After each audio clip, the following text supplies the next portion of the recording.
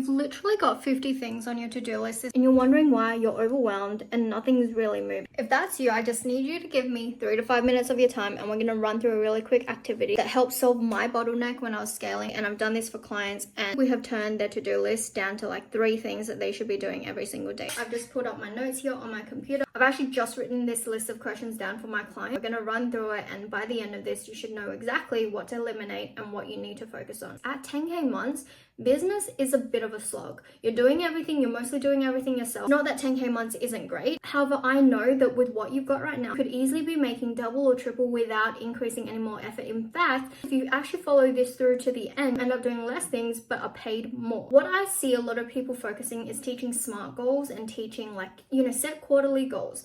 And the reason that this can actually be overwhelming is because you're not sure what goals to actually focus on. And if you're anything like me, you'll tend to want to do a lot of things. You have a massive vision for your business and sometimes you want to do all of them at the same time. But I promise you, if you just focus on one thing, you'd get a lot more done. And I found this out myself when I eliminated all of my goals except for one. And this goal was meant to be for my entire quarter and we smashed that goal in 2 weeks instead of the quarter, which meant I could actually go on to the next goal. When you're spreading your focus out amongst so many things, not just 10 different things, those 10 different things also have 3 sub things underneath those. That is spreading your focus and you're doing a lot of mental switching in your head from task to task that require different parts of your brain to be activated, which is taking up energy. When I'm looking at resource allocation, your energy is your most important resource. That in and of itself is a magical process that anyone should be taking themselves through if you're serious about growing your business and not burning out and still having a life and all of that along the way. What is the immediate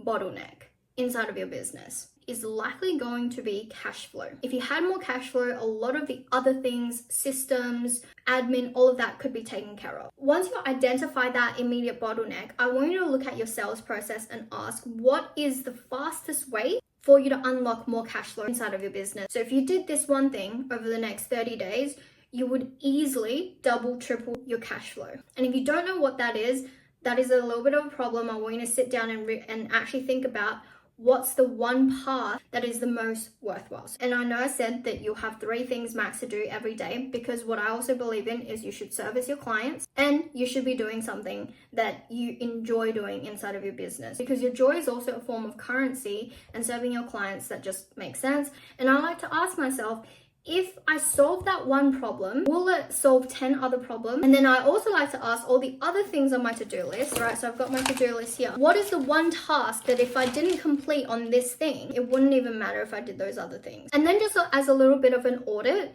to make sure that we're not filling up the extra time to do fluffy work, because I know sometimes we like to act like we're busy, but actually the best work sometimes is taking a rest or taking a step back from your business so we're not fiddling with things and breaking things. So when to ask yourself, what has worked really well that you enjoy doing? What has worked really well that you don't enjoy doing? These are the things that I'll look at to see how can you change it so you do enjoy it, or how can you replace the function that task has inside of your business. And the third and final thing, what would you be doing regardless, even if it didn't produce an ROI? That thing might produce an ROI, but that aside, would you be doing it even if it didn't? Because sometimes we forget to have fun, and when we don't have fun, business sucks and it's really hard. If you're not enjoying the process of building the business, you're really not going to enjoy it when the business is bigger because it's just more of those same things. So on top of what are the 3 things you need to be doing today at most to move your business forward, make sure that you're prioritizing